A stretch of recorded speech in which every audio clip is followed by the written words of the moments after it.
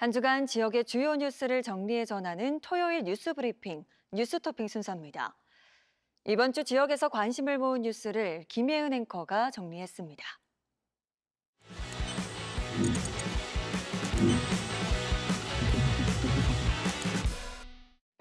올해 고등학교 1학년 학생부터 원하는 과목을 골라 듣는 고교 학점제가 전면 도입됐습니다. 학생들은 1학년 공통 과목을 제외하면 2학년 때부터 독서 토론과 인공지능 등 원하는 과목을 직접 선택할 수 있는데요.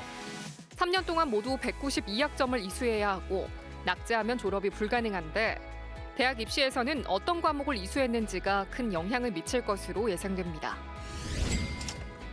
대구 도시철도 4호선, 엑스코선의 109 사업을 놓고 지역 건설사들의 수주 경쟁이 뜨겁습니다.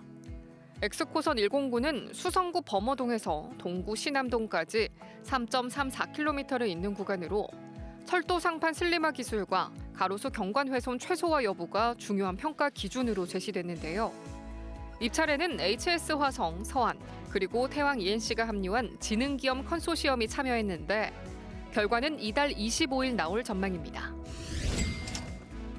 대구시가 제2작전사령부 후적지에 의료 클러스터를 조성하겠다고 밝히면서 대구 중구가 술렁이고 있습니다. 시설 노후로 보수 비용을 투입하고 있는 경북대병원 측은 이를 반기고 있지만 인근 상인들과 중구 의회는 상권 몰락과 도심 공동화 등을 이유로 반대하고 있는데요. 이런 가운데 국유지인 경북대병원 후적지의 개발 방안에 대해서도 관심이 쏠리고 있습니다. 공직선거법 위반 혐의로 재판을 받아온 박남서 영주시장이 당선 무효형을 받아 시장직을 잃게 됐습니다. 박 시장은 지난 2022년 지방선거를 앞두고 국민의힘 경선 과정에서 청년들을 동원해 전화 홍보를 하고 금품을 제공한 혐의를 받았는데요. 영주시는 내년 지방선거까지 이재훈 부시장 권한대행 체제로 운영한다고 밝혔는데 민선 8기 들어 지역의 자치단체장직 상실은 김충섭 김천시장에 이어 두 번째입니다. 이 밖에도 지난달 포항에서 들개들이 한 축사의 염소를 공격해 33마리가 물리고 6마리가 죽는 등 들개화된 유기견으로 인한 피해가 커지고 있고 고령에서 지난해 5월부터 현재까지 소나무 18,000여 그루가 제선충병에 감염되는 등 경북 22개 시군 가운데 영양과 울릉을 제외한 모든 시군에서 제선충병이 발생해 방제에 비상이 걸렸습니다.